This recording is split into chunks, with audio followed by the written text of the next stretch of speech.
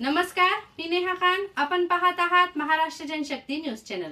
शहर पाणी पुरवठा योजनेच्या कामाची मनपा समवेत संयुक्त तांत्रिक पाहणी करावी व अहवाल सादर करावा असे निर्देश बहुजन कल्याण तसेच दुग्ध विकास व ऊर्जा नूतनीकरण मंत्री अतुल सावे यांनी दिले आहे. ती आजची बैठक म्हणजे पैठण संभाजीनगर रस्ता आणि दुसरी गोष्ट म्हणजे आपल्या पाणी पुरवठा. ही बैठक आज बोलवली होती. लवकरात लवकर शहराला पाणी कसं मिळेल, काम कसं पूर्ण होईल याच्यासाठी बैठक बोलवली होती.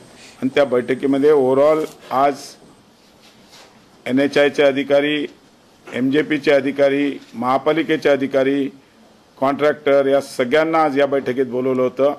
या बैठकीच्या माध्यमातून आज टोटल अहवाल आम्ही त्यांच्याकडून घेतला की काय स्टेटस आहे, येणाऱ्या काळामध्ये किती दिवसात ही योजना पुढे चालेल आणि कसं कंप्लीट होईल. त्या पद्धतीने आज या बैठकीमध्ये पुन्हा अहवाल घेतला. पुढच्या 4 दिवसात त्याचा अहवाल येईल आणि त्याच्यामध्ये जे काही सोल्युशन्स काढायचे ते काढण्याकरता आणि माननीय मनपा आयुक्त जी श्रीकांतजी त्याला लीड करतायत ते त्याच्यामध्ये लवकरच सोल्युशन काढतील.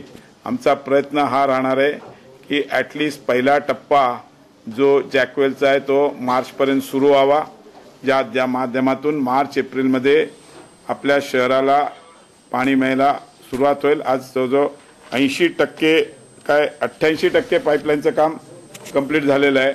उरलेलं काम जे आहे ते पुढच्या 3 महिन्यात पूर्ण होईल आणि त्या माध्यमातून ज्या टँक्स आहेत त्याच्यातल्या पण 60 टँक ऑलरेडी कमिशन झालेले आहेत. 22 टँक्सचं मार्चपर्यंत कंप्लीट होतील अशी परिस्थिती आहे आणि त्या पद्धतीने मार्चपर्यंत आमचा प्रयत्न हा राहणार आहे की एक टप्पा आपला पाण्याचा कमी करून शहराला पाणी मिळायला सुरुवात होईल आणि जूनपर्यंत संपूर्ण काम कंप्लीट करून त्यामध्ये त्याच्यामुळे काही ठिकाणी काही गावांमध्ये रस्त्याचे इश्यू होते ते पण आजच्या मीटिंगमध्ये आम्ही त्याच्यावर चर्चा करून सॉर्ट आउट केलेले.